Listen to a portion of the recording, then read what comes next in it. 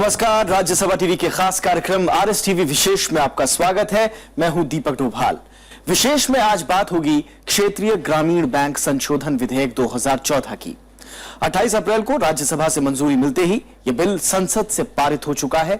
इस बिल के जरिए ग्रामीण बैंकों को अपनी पूंजी बढ़ाने में मदद मिलेगी, यानी वो किसी व्यावसायिक बैंक की तरह शेयर बाजार से भी पूंजी जुटा सकेंगे। इस बिल के जरिए विशेष में आज हम क्षेत्रीय ग्रामीण बैंकों की सेहत से लेकर देश के विकास में उनके योगदान की तमाम चर्चा करेंगे। तो आइए शुरू करते हैं आरएस टीवी विशेष क्षेत्रीय ग्रामीण बैंक संशोधन विधेयक 2014।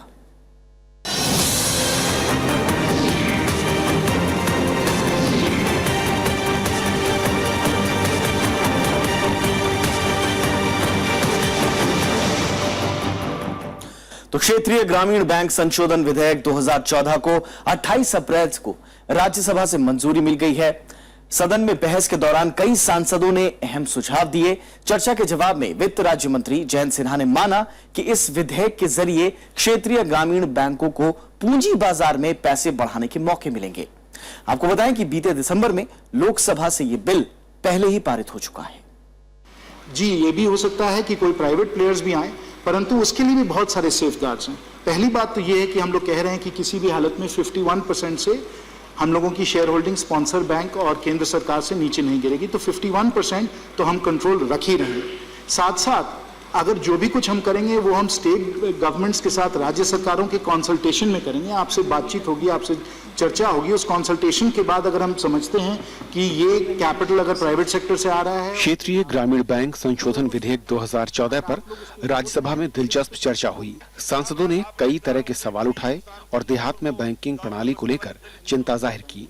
सदन में वित्त राज्य मंत्री जयंत सिन्हा ने सांसदों की चिंता का जवाब दिया। वित्त राज्य मंत्री ने निजी निवेशकों के लिए क्षेत्रीय ग्रामीण बैंक यानी आरआरबी का दरवाजा खोलने पर सांसदों के सवालों के जवाब दिए। इससे पहले कई सांसदों ने वित्त मंत्रालय से कई सवाल पूछे। ये बैंक में निजीकरण हो जाएगा तो एक संकट पैदा हो जाएगा। बड़े शहरों में उनको लाभ होगा, जो गांव में जहां 2000, 3000, 5000 की आबादी रहती है, असली भारत रहता है, वहां कोई भी निदेशक मंडल जिनके जो शेयर होल्डर हैं वो संस्तुत नहीं करेंगे कि गांव में शाखा खोली जाए। वो तो बड़े शहरों में, कस्बों में, बड़े शहरों में ब्लॉक स्तर पर शाखा खोलने की संस्तुत करेंगे। Private capital infusion regional rural banks में होने जा रहा है।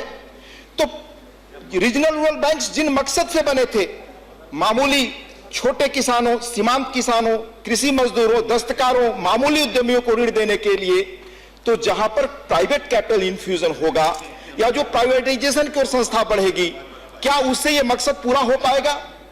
आमतौर से पूंजी के बारे में धारणा है कि पूंजी अपना रिटर्न चाहती है, प्रॉफिट मैक्सिमाइजेशन चाहती है। So a different orientation is required. Sponsors Bank Association does not deliver that orientation. Please don't dilute its equity holding. Please don't allow private cherry pickers in the director board of regional rural bank. सांसदों ने कहा कि RRB को राष्ट्रीयकृत बैंकों से मिला देना चाहिए। सांसदों ने इसे प्रायोजक बैंक से अलग करने की बात भी कही। It is time that the government brings about an amicable separation between RRBs and sponsor banks. In this bill, there are provisions in terms of the allocation of shares which ensure that 35% that sponsor banks currently hold can be brought down to as low as 1% in order to meet the 51% target of state, center and sponsor bank holdings. You should not dilute the capital in RRBs. Rather, RRBs should be merged with the sponsor nationalized banks. हालांकि वित्त राज्य मंत्री ने जोर देकर कहा कि प्रायोजक बैंक के साथ मिलकर आरआरबी बेहतर कर पाएंगे। जयंत सिन्हा के मुताबिक ग्रामीण इलाकों में बैंकिंग प्रणाली को मजबूती देने के लिए ये विधेयक बेहद महत्वपूर्ण है। What we are getting in terms of advice and recommendations back from the rural banks, it is that they very much benefit from having the sponsor banks. The systems and technology expertise that is required right now is so scarce. It is therefore a very good idea to ensure that the expertise and the capabilities that are in our sponsoring banks right now are available to the regional rural bank. इससे पहले 18 दिसंबर को इस विधेयक को लोकसभा में पेश किया गया था, जिसे निचले सदन ने 4 दिन बाद 22 दिसंबर को मंजूरी दे दी। विशाल दहिया, राज्यसभा टीवी। तो इस तरह से संसद के दोनों सदनों से क्षेत्रीय ग्रामीण बैंक संशोधन विधेयक पारित हो गया है। उम्मीद की जा रही है कि इससे बैंकों के दिन बहुरेंगे। नए विधेयक को राज्यसभा में पेश करते वक्त वित्त राज्य मंत्री जयंत सिन्हा ने कहा कि इससे बैंकों को पैसे बढ़ाने में मदद मिलेगी। लेकिन आइए देखते हैं कि इस विधेयक में दरअसल प्रावधान कौन से हैं। क्षेत्रीय ग्रामीण बैंक अधिनियम 1976 में संशोधन लाने के लिए नई सरकार ने संसद में एक विधेयक पेश किया। लोकसभा से 22 दिसंबर 2014 को पारित होने के बाद इसे राज्यसभा ने भी 28 अप्रैल को मंजूरी दे दी। विधेयक में इस बात पर जोर दिया गया है कि ग्रामीण बैंक के लिए तयशुदा पूंजी राशि बेहद कम है और इसे बढ़ाने की दरकार है। 1976 के अधिनियम में इन बैंकों की अधिकृत पूंजी की सीमा 25 लाख से 5 करोड़ रुपए निर्धारित की गई थी, लेकिन बदले हालात में इसमें बढ़ोतरी की गई है। अब अधिकतम राशि 2000 करोड़ रुपए और न्यूनतम 1 करोड़ रुपए का प्रावधान किया गया है। The amendments have been necessitated in view of the fact that the amalgamation of geographically contiguous RRBs, the technology upgradation and recapitalization support provided to RRBs from time to time has led to a situation where the share capital deposits of RRBs have crossed 500 crores in case of some RRBs, which is many times over the limit of rupees 5 crore for authorized capital provided under the said act. 1976 के अधिनियम में 5 संशोधन किए गए हैं, जबकि एक उपबंध जोड़ा गया है। अधिनियम की धारा 3, 5, 6, 9 और 19 को संशोधित किया गया है। साथ ही धारा 10 को बदलकर नई धारा जोड़ी गई है। फिलहाल आरआरबी में 50% पैसे केंद्र सरकार, 15% राज्य सरकार और 35% प्रायोजक बैंक के होते हैं। RRBs are jointly owned by Government of India, the concerned state government and sponsor banks, and the issued capital of the RRBs is shared in proportion of 50%, 15% and 35% respectively. The RRBs are an integral part of our agricultural credit system and have over 19,000 branches, 1.6 lakh crores of gross loans, cover virtually every district and employ 80,000 people. Basic जो सरकार का M है इसको amendment करने का, उसके अंदर basically इनका जो फाइनेंस और कैपिटल स्ट्रक्चर जो था इसके अंदर सरकार का कितना पैसा लगेगा, राज्य सरकार का कितना पैसा लगेगा, उसके अंदर एक बेसिक बदलाव करा गया है, जिसके अंदर इनको पूरी फ्लेक्सिबिलिटी दी हुई है। पहले क्या था कि 50% सेंट्रल गवर्नमेंट का लगता था, 35% स्पॉन्सर बैंक का लगता था और 15% स्टेट गवर्नमेंट का लगता था।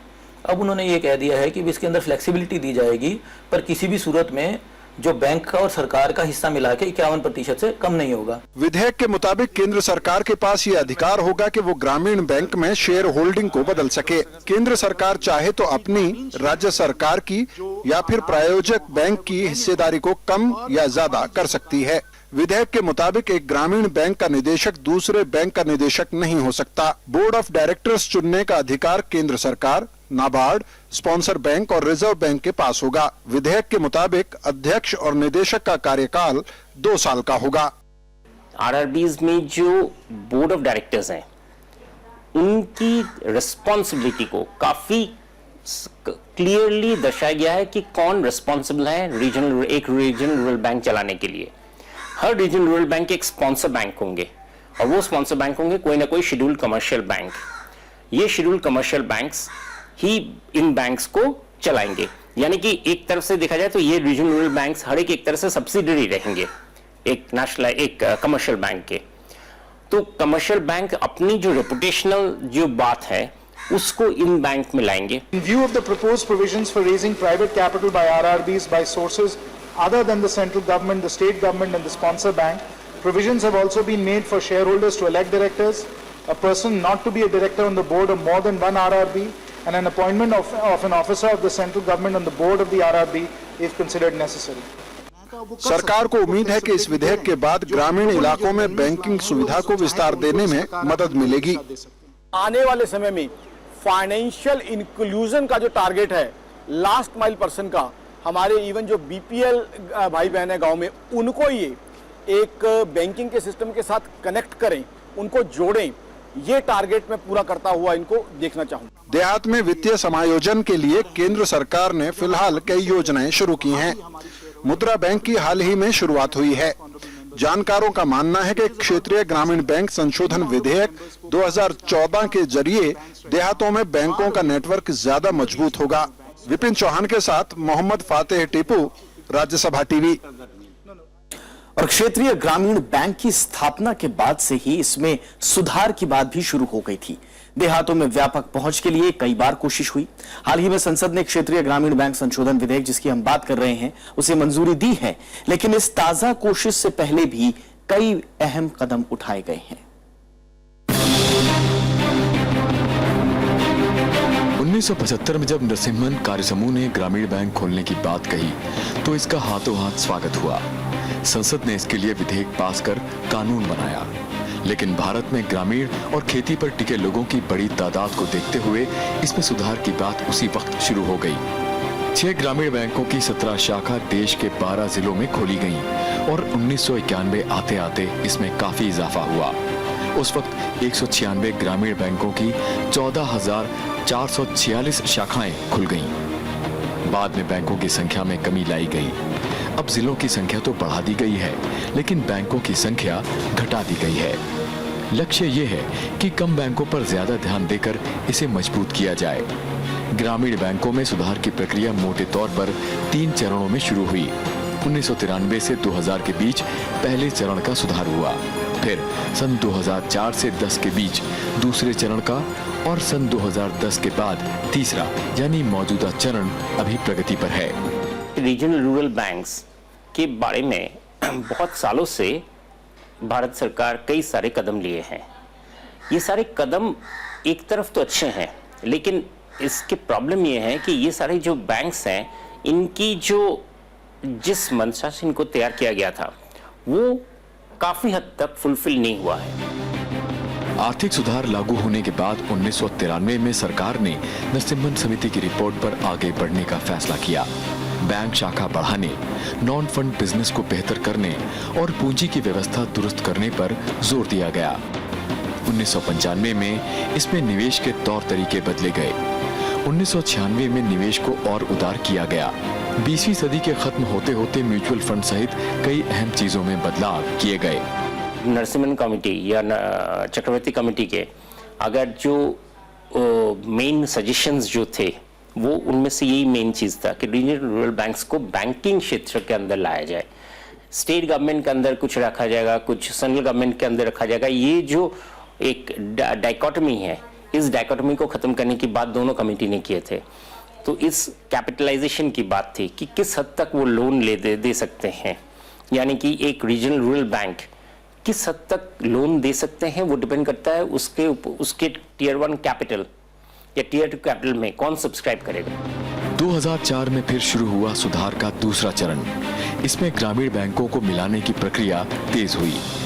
प्रायोजक बैंक के साथ इसे जोड़ने पर ध्यान दिया गया। इस मद में 2007 और 8 और 2008 और 9 में 1796 करोड़ रुपए खर्च किए गए। 2004 में ग्रामीण बैंकों को बीमा क्षेत्र में उतरने की इजाजत मिली। सन 2007 में बीमा के दायरे को और आगे बढ़ाया गया। इसके बाद ग्रामीण बैंक को रेपो मार्केट में उतरने की हरी झंडी दी गई। एटीएम खोलने से लेकर सरकारी बिजनेस में उतरने की इजाजत भी इसी चरण में मिली। वित्तीय स्थिरता के लिए इस चरण में कई महत्वपूर्ण कदम उठाए गए। चक्रवर्ती कमेटी रिपोर्ट के अंदर मेन चीज़ यही थी कि इसके अंदर इनके लॉसेस को हटा के इनके अंदर गवर्नमेंट दोबारा फाइनेंस करे। तो इसके लिए पिछले सालों में सेंट्रल गवर्नमेंट ने 1100 करोड़ रुपए दिए, उसके बाद इन्होंने 700 करोड़ रुपए कंटिजेंसी फंड भी बनाया। तो चक्रवर्ती कमेटी की रिपोर्ट के ऊपर पिछले 3-4 सालों से ऑलरेडी काम चल रहा है। उसी के अंदर ये था कि इनकी जो कैपिटल रिक्वायरमेंट आती है, तो उसी के लिए जो विधेयक पारित करा गया, जो अमेंडमेंट का पारित करा गया, उसका पर्पस यही है कि अब इनको बाजार से पैसा उठाने के अंदर या सरकार से रीफाइनेंसिंग करवाने के लिए काफी मदद मिल जाएगी। सन 2010 में तीसरे चरण की शुरुआत हुई। डॉक्टर के चक्रवर्ती समिति की रिपोर्ट के बाद ग्रामीण बैंक के कलेवर में बदलाव की जरूरत महसूस की गई। 40 बैंकों का पुनर्पूंजीकरण हुआ। सन 2010 में शाखा के लिए पुरानी लाइसेंस नीति को ज्यादा उदार किया गया। 50,000 से कम आबादी वाले इलाकों में शाखा खोलने का रास्ता साफ हुआ। इसके लिए रिजर्व बैंक से पहले अनुमति नहीं लेने की ढील दी गई। अक्टूबर 2012 में सारे प्रायोजक बैंकों को आपस में जोड़ने का काम शुरू हुआ। ग्रामीण बैंकों के सुधार में कई कानूनी अड़चनें आने लगी। सरकार का दावा है कि इन्हीं अड़चनों को दूर करने के लिए नया विधेयक संसद में पेश किया गया, जिसे अब दोनों सदनों की मंजूरी मिल चुकी है। विपिन चौहान के साथ मोहम्मद फतेह टीपू, राज्यसभा टीवी। भारत में खेती महज व्यवसाय ही नहीं बल्कि जीविकोपार्जन का भी एक अहम जरिया है। 60% से ज्यादा आबादी को आज भी खेती और कृषि आधारित उद्योगों पर ही निर्भर रहना पड़ता है। उनको रोजगार मुहैया कराते हैं ये, लेकिन देश के किसान अभी भी बदहाल हैं। पूंजी की कमी से जूझते किसानों के लिए क्षेत्रीय ग्रामीण बैंक एक बड़ी राहत है।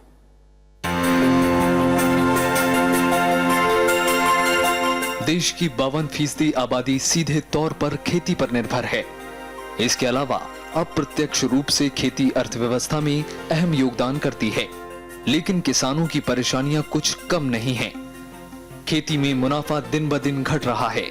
खेती के पुराने तौर तरीके, पूंजी की कमी, भूमि सुधार का अभाव और सही मार्केटिंग ना होने से उत्पादकता पर असर पड़ा है। इससे बेहाल किसान लगातार महाजनों के कर्ज के जाल में उलझते रहे हैं। को जो लाया गया था कि ये सारे वो ऐसे बैंक होंगे जहां पे शेड्यूल बैंक्स जा नहीं सकते हैं, इंटीरियर गांव में, जहां पे रेपुटेशन रिस्क है। आप एक छोटे से किसी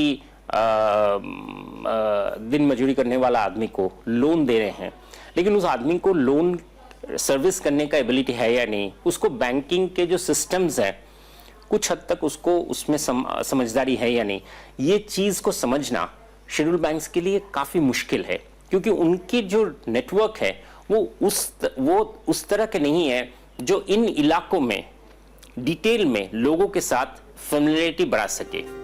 किसानों को वक्त पर पूंजी मिल जाए और वो महाजनों की चंगुल में ना फंसे, इसके लिए देश में ग्रामीण वित्तीय प्रणाली मजबूत करने और कर्ज बांटने की प्रक्रिया आसान करने की जरूरत है। बदहाल होती खेती और कर्ज में डूबते किसान को सहारा देने के लिए ऐसे बैंकों की जरूरत है जो ग्रामीण विकास की बढ़ती हुई जरूरतों को ठीक से समझ सकें। ऐसे में क्षेत्रीय ग्रामीण बैंकों की भूमिका अहम हो जाती है।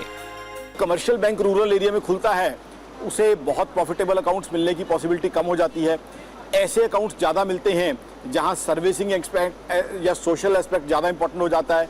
तो आई थिंक यस, बैंकिंग के सामने बहुत चुनौतियां हैं, बट आरआरबीज को अगर आप चाहते हैं कि सक्सेस मिले तो मेरे हिसाब से यहाँ पे देखना ये होगा कि वहाँ की रिक्वायरमेंट्स को अंडरस्टैंड करते हुए, उस तरीके से गाँव के लोगों की रिक्वायरमेंट्स को देखते हुए उस तरीके से प्रोडक्ट जो है डेवलप किए जाएं कि उनकी रिक्वायरमेंट्स एड्रेस हो, साथ ही साथ बैंक की फाइनेंशियल स्ट्रेंथ को भी देखा जाए। सरकार के मुताबिक देश में कृषि और ग्रामीण ऋण का 50% से ज्यादा सरकारी बैंक और क्षेत्रीय ग्रामीण बैंक मुहैया करा रहे हैं। फिलहाल क्षेत्रीय ग्रामीण बैंक फसलों पर ऋण, खाद व बीज खरीद पर सस्ते कर्ज उपलब्ध कराने के अलावा निर्धन परिवारों को रोजगार के लिए वाजिब दर पर पैसा उपलब्ध करा रहे हैं। ये बैंक लघु व कुटीर उद्योग, शिक्षा, भूमि सुधार और डेयरी उत्पादन के लिए भी कर्ज देते हैं। हर इलाके में गांव के लोगों की अलग रिक्वायरमेंट है। कहीं कोई फसल बीजी जाती है, कहीं कोई ऐसी लोग हैं जो पशुपालन से अपना जो है गुजारा ज़्यादा करते हैं, कहीं टॉपोग्राफी कैसी है। तो आई थिंक जो मेरी सजेशन, मेरी रिकमेंडेशन रहेगी कि लोकल एरिया से कनेक्ट बनाएं, टेक्नोलॉजी अपग्रेडेशन करें, कंप्यूटराइजेशन को बढ़ाएं, ब्रांचेस ज़्यादा खोलें और लोकल लोगों की रिक्वायरमेंट्स को देखते हुए उसको एड्रेस करें और फ्लेक्सिबिलिटी इनको मिले ऑपरेशंस में। वो आई थिंक आगे चल के बहुत बड़ी एक इंपॉर्टेंट रिक्वायरमेंट है। क्षेत्रीय ग्रामीण बैंक समान बैंकों की तरह ही किसानों को एफडी, आरडी, स्वास्थ्य बीमा, कृषि ऋण, किसान विकास पत्र, किसान क्रेडिट कार्ड और एटीएम सुविधा मुहैया करा रहे हैं। आधुनिकीकरण की प्रक्रिया से गुजर रहे क्षेत्रीय ग्रामीण बैंक ग्राहकों को inter bank transfer, online payment जैसी सुविधाएं भी दे रहे हैं। इसके जरिए इन बैंकों ने ग्रामीण इलाकों में अपनी मजबूत हैसियत बनाई है। विपिन चौहान के साथ जैगम मुर्तजा, राज्यसभा टीवी। और अब आरआरबीज के इतिहास की अगर बात करें तो क्षेत्रीय ग्रामीण बैंकों की स्थापना 1976 में की गई थी और इसका मकसद ग्रामीण और कृषि क्षेत्र में संस्थागत ऋण को बढ़ावा देना था। उम्मीद ये जताई गई थी उस वक्त कि ये बैंक ग्रामीण अर्थव्यवस्था को मजबूत करेंगे। क्षेत्रीय ग्रामीण बैंकों का इतिहास काफी पुराना है। 26 सितंबर 1975 को सरकार ने अध्यादेश के जरिए क्षेत्रीय ग्रामीण बैंक बनाने का ऐलान किया। क्षेत्रीय ग्रामीण बैंक अधिनियम 1976 के जरिए ग्रामीण बैंकों को कानूनी जामा पहनाया गया। इसका मकसद ग्रामीण इलाकों में ऋण व्यवस्था मजबूत करना और भूमिहीन किसानों को महाजनों के चंगुल से बचाना था। क्षेत्रीय बैंक ग्रामीण और अर्ध शहरी इलाकों से जमा राशियां इकट्ठा करते हैं। ये जमा राशियां छोटे और मझोले किसानों, श्रमिकों और काश्तकारों को कर्ज देने के लिए इस्तेमाल होती हैं। जिस तरीके से हमारे देश का स्ट्रक्चर है, हमारा देश जो है बेसिकली अभी भी रूरल इकोनॉमी से जो है वो मेट्रोपॉलिटन सिटीज की तरफ इकोनॉमी चलती है, वहां से जो है सारी इकोनॉमी शुरुआत होती है। तो ऐसे में इनका काफी इंपॉर्टेंट प्लेयर है, तो इनको प्रमोट करना बहुत जरूरी है। क्षेत्रीय ग्रामीण बैंकों की स्थापना में 50% अंशदान भारत सरकार, 15% संबंधित राज्य सरकार और बाकी 35% क्षेत्रीय ग्रामीण बैंक प्रायोजित करने वाले बैंक का होता है। ये बैंक राज्य के कुछ हिस्से या अधिसूचित जिलों में ही कारोबार कर सकते हैं। क्षेत्रीय ग्रामीण बैंक के कारोबार में निधियां, जमा राशियां, नाबार्ड को आवंटन धन, प्रायोजक बैंक, सिडबी और राष्ट्रीय आवास बैंक से उधार शामिल है। किसानों की ग्रोथ होगी तो उससे कंट्री की ग्रोथ जो है बहुत इंपॉर्टेंट होगी। बिकॉज चाहे आज एग्रीकल्चर का जीडीपी में ग्रोथ कम रह गया है, लेकिन हिंदुस्तान की इकोनॉमी गांवों से ही फ्लो करते हुए मेट्रोपॉलिटन सिटीज की तरफ जाती है। तो उन लोगों को फाइनेंशियली स्ट्रेंथन करना, फाइनेंशियल इंक्लूजन करना, उनके लिए जो है लोन्स अवेलेबल कराना, उनके लिए धन अवेलेबल कराना बहुत जरूरी है और इसमें ये इंपॉर्टेंट रोल प्ले कर सकते हैं। भारतीय रिजर्व बैंक ने 2001 में डॉक्टर वीएस व्यास की अध्यक्षता में एक समिति का गठन किया। इस समिति ने ग्रामीण ऋण प्रणाली और क्षेत्रीय ग्रामीण बैंकों की अहमियत और उन्हें व्यावहारिक बनाने के लिए सिफारिशें सरकार को सौंपी। डॉक्टर व्यास समिति की सिफारिशों के तहत ग्रामीण बैंकिंग प्रणाली को मजबूत करने के लिए 2005 में पुनर्गठन की प्रक्रिया शुरू की गई। इसके बाद 31 मार्च 2013 आते आते ग्रामीण बैंकों की संख्या 196 से घटकर 64 रह गई। इस वक्त देश के करीब 635 जिलों में कार्यरत क्षेत्रीय ग्रामीण बैंकों के करीब 19,000 शाखाएं हैं। सारी कमेटियां इनमें आरआरबीज के बारे में अपने अपने सुझाव दिए हैं। कुछ पर अमल भी किया जा चुका है, लेकिन सबसे बड़ा प्रॉब्लम जो रहा है वो रीजनल रूरल बैंक का जो उनकी ऊपर। हालांकि कई क्षेत्रीय ग्रामीण बैंक घाटे में चल रहे हैं, लेकिन कुल मिलाकर पिछले कुछ सालों में इनकी हालात में सुधार आया है। 31 मार्च 2013 को क्षेत्रीय ग्रामीण बैंकों की निधि में पिछले साल के मुकाबले 13% इजाफा हुआ। पुनर्गठन और पुनर्संयोजन के बाद कई बैंक घाटे से उबर आए हैं। 2013 में इन बैंकों के पास कुल जमा राशियां 2,11,458 करोड़ थी। इनमें 33 क्षेत्रीय ग्रामीण बैंक ऐसे हैं जिनमें हर एक की जमा राशियां 3,000 करोड़ से ज्यादा हैं। ज्यादातर रीजनल रूरल बैंक्स के कैपिटल काफी काफी कम है, अंडर कैपिटलाइज्ड है। और अंडर कैपिटलाइज्ड इसलिए हैं क्योंकि स्टेट गवर्नमेंट के पास पैसा नहीं है, सेंट्रल गवर्नमेंट देने के लिए तैयार नहीं है, क्योंकि वो कहते हैं कि ये सारे स्टेट गवर्नमेंट्स अपने अपने स्टेट के देखेंगे। जो बैंक्स थे जिनके अंडर उनको चलना चाहिए था, वो कहते थे भाई ये हमारा पूरा रिस्पॉन्सिबिलिटी नहीं है, हमारे पास दूसरे बहुत सारी चीज़ें हैं। अभी ये सारी चीज़ों को एलिमिनेट करके एक सिंगल लाइन ऑफ कंट्रोल में रीजनल रूरल बैंक्स को लाया जा रहा है। हाल के वर्षों में क्षेत्रीय ग्रामीण बैंकों का बुनियादी ढांचा बेहतर हुआ है। कंप्यूटरीकरण, बेहतर मार्केटिंग और बेहतर ग्राहक सेवा के चलते कारोबार बढ़ा है। इसके बावजूद इन बैंकों के सामने परिचालन खर्च घटाने, क्रेडिट एक्सपोजर सीमा में बढ़ोतरी और कारोबार में विविधता लाने की चुनौतियां हैं। विपिन चौहान के साथ जैगम मुर्तजा, राज्यसभा टीवी।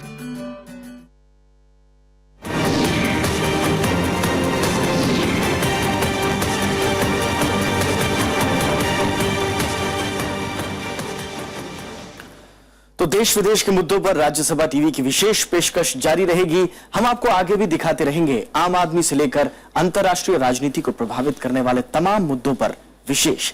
फिलहाल आज के अंक में इतना ही। पूरी टीम को दीजिए इजाजत। नमस्कार।